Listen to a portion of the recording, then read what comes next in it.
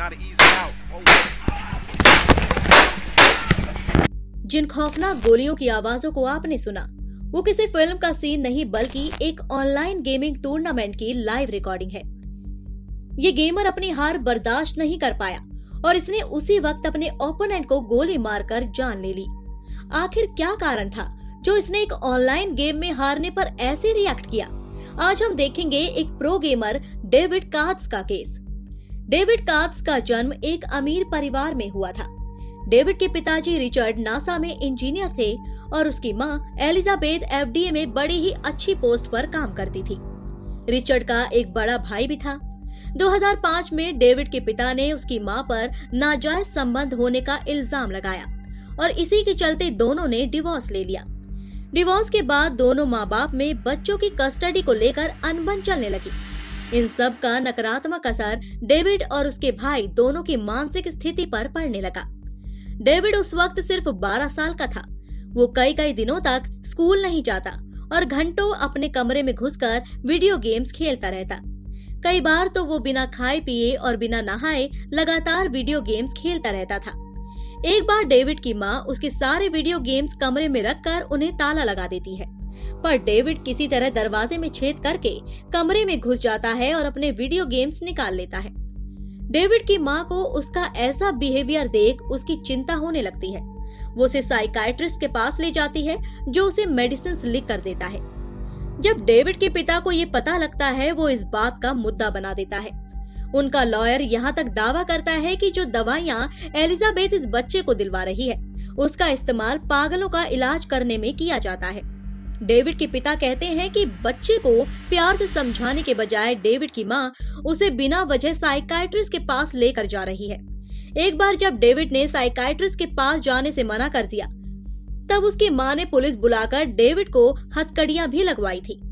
इस बात पर एलिजाबेथ का कहना था कि डेविड डिप्रेशन में है। वो ना तो स्कूल जाता है, ना ढंग से खा पी पाता है, ना सो पाता है, ना बात कर पाता है। कभी कभी तो उसे बिस्तर से नीचे उतरने में भी दिक्कत होती है। वो डेविड के पिता पर इल्जाम लगाती है कि वो डेविड को साइकाइट्रिस्ट के पास न जाने के लिए उकसा रहे हैं। कोर्ट डेविड की मां के हक में फैसला सुनाता है और दोनों बच्चों की कस्टडी एलिजाबेथ को मिल जाती है। सालों बीत जाते हैं और डेविड का रिश्ता दिन पर दिन अपनी मां के साथ बिगड़ता ही जाता है, या यूं कहे कि डेविड अपनी मां से नफरत करने लगता है। कई बार जब डेविड गुस्सा होकर चीखने चिल्लाने लग जाता तो उसकी मां उसे घर छोड़कर जाने को भी कह देती। अपने 16वें जन्मदिन पर डेविड कोर्ट के जज को चिट्ठी लिखकर अपनी तकलीफें बयां करता है। वो लिखता है कि मैं अपने पिता के साथ रहना चाहता हूँ। मेरी माँ पूरी तरह पागल हो चुकी है और कई बार मुझे बिना किसी कारण पुलिस के हवाले भी कर चुकी है। वो छोटी छोटी बातों पर मुझे तंग करती है, जैसे कि लेट घर आना। वो मेरी चीजों को छुपा कर रखती है और मुझे मेंटल हॉस्पिटल भी ले जा चुकी है। मैं उनसे नफरत करता हूँ और उनसे फिर कभी बात नहीं करना चाहता। डेविड को आखिरकार वो मिल गया जो वो हमेशा से चाहता था, आजादी। उसे अब ना ही किसी साइकाइट्रिस्ट के पास जाना पड़ता था, ना ही कोई दवाई खानी पड़ती थी। पर इस आजादी की डेविड को आगे चलकर बहुत बड़ी कीमत चुकानी पड़ी। अपने स्कूल के दिनों में डेविड शर्मीला, बहुत ही चुपचाप रहने वाला बच्चा हुआ करता था। वो अपने सारा समय वीडियो गेम्स खेलने में बिताता। डेविड का एक प्रोफेशनल वीडियो गेमर बनने का सपना था। डेविड ने आधे में ही अपनी पढ़ाई छोड़ दी और गेमिंग में करियर बनाने पर फोकस करने लगा। देखते ही देखते वो एक फुटबॉल वीडियो गेम मैडन NFL का माहिर खिलाड़ी बन गया। डेविड बड़ी बड़ी ऑनलाइन टूर्नामेंट्स में पार्टिसिपेट करने लगा, जिसके चलते उसे कुछ रियल फुटबॉल प्लेयर्स के साथ भी खेलने का मौका मिला।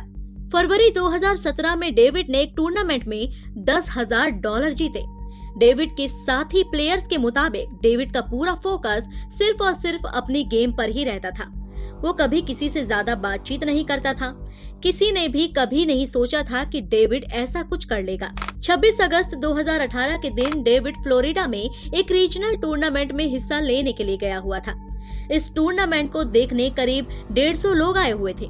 गेम में डेविड के साथ 22 साल का एली क्लेटन और 27 साल का टेलर रॉबर्टसन कम्पीट कर रहे थे। एली को दुनिया का टॉप NFL प्लेयर माना जाता था, जबकि टेलर भी एक तगड़ा प्लेयर था। वो 2017 के NFL टूर्नामेंट का विनर रह चुका था। डेविड, एली और टेलर तीनों एक दूसरे से मुकाबला कर रहे थे। हजारों लोग गेम को लाइव देख रहे थे। सब कुछ सही चल रहा था, पर 11:45 पर डेविड गेम से बाहर हो गया।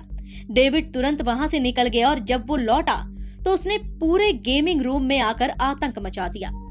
दोपहर 1:30 बजे डेविड लौटकर आया और अपनी हैंडगन से 12 गोलियां चलाकर एली और टेलर को मार डाला। डेविड ने न सिर्फ अपने ओपोनेंट्स को मारा, पर गोली चलाकर खुद की भी जान ले ली। इस गोलीबारी में 9 और लोग घायल हुए। लोगों में हड़कंप मच गया। पुलिस तुरंत मौके पर पहुंच गई, पर तब तक जो होना था वो हो चुका था। पूरी गेमिंग कम्युनिटी में मानो एक मातम का माहौल छा गया। सोशल मीडिया पर भी ये मुद्दा काफी चर्चा में रहा, जिसमें ये निकलकर सामने आया कि एली पहले इस गेम में हिस्सा नहीं लेने वाला था, पर बाद में उसने अपना मन बदल दिया था।